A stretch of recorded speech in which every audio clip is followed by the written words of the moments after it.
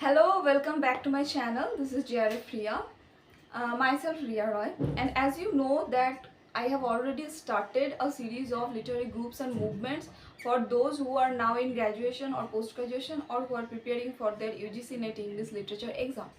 Now I have already completed 3 videos of that series. So if you have not watched it, then it's my humble request to go and watch, otherwise you cannot understand this video. And if you have not yet subscribed to my channel, then it's a pretty time to go and subscribe to my channel. Now for just a recapitulation, I will tell you that I have already completed 2 ages of the groups. Number 1 was the age of Chaucer, and number 2 was the Enlightenment age. So if you have not watched, then go and watch. Now in this video I'm going to talk about all the 5 groups that come under romantic age. I segregated all the groups under ages for my own convenience. If you want, you can also do that.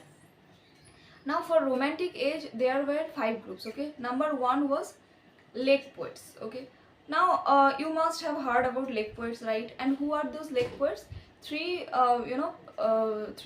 members were at that time who were called as lake poets because they used to live near the lake districts. And who are those poets? Number 1, William Wordsworth. Number 2, Samuel Taylor Coleridge. And number 3 was Robert Southey.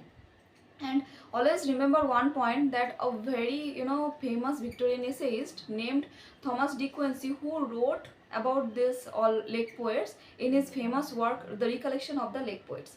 Now coming to the second group, and that is Satanic School of Poetry. Robert Southey, a very famous poet of romantic age, who did not like the poets like Robert Byron and P.V. Shelley, and he claimed that their works show the spirit of a Satan. Now, in this group, Robert Southey put a judgment about those 2 writers, and he did not like these writers.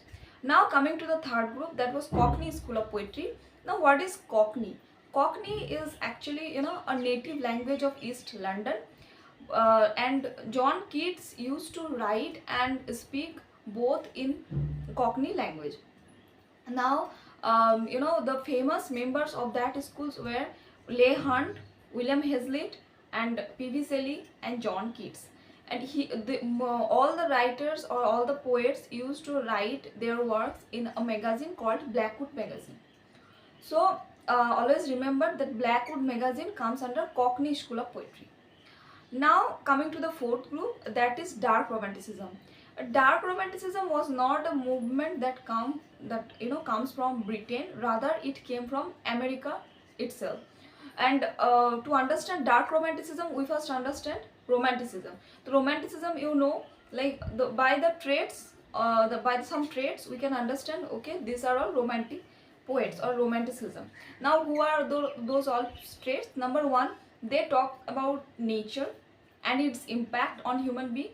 Number 2, it talked about the self expression of everything. And number 3, it talks about the sublimity that we get after reading all the works of these writers or poets. Now on the other hand, what is dark romanticism? Now it has also some traits. For example, the works of dark romanticists always shows the dark sides of nature. Number 2, it shows it shows the guilt and human sin, and it also shows some grotesque. And these are all the traits of dark romanticism. Now the major poets or writers of that movement were Nathaniel Hawthorne, Herman Melville, Ralph Waldo Emerson, and Edgar Allan Poe. Samuel Taylor Coleridge, who was from Britain, but he was greatly influenced by dark romanticism, and that's why we get the work like Christabel, which is dealt with the supernatural elements. And number 6 is Charles Baudelaire. Now the fifth group that comes under romantic age is transcendentalism. Now to understand transcendentalism movement, we must understand what is transcend. What does the word mean? This word means to go beyond, right? So all these writers go beyond the simple living of human being. And this movement was also coming from American literature. And Dial is a very famous magazine, uh, where the transcendentalists used to write their works in that magazine. And who were those transcendentalists? Number one, Margaret Fuller, then Ralph Emerson, Henry David Thoreau, and Walt Whitman. And this movement also had some traits, and they used to talk about the self and its connectivity with universe. And they also talked about the sublimity of nature, and that's why we get the famous work Self-Reliance by Ralph Waldo Emerson. So there are many famous works I will discuss in other videos as well.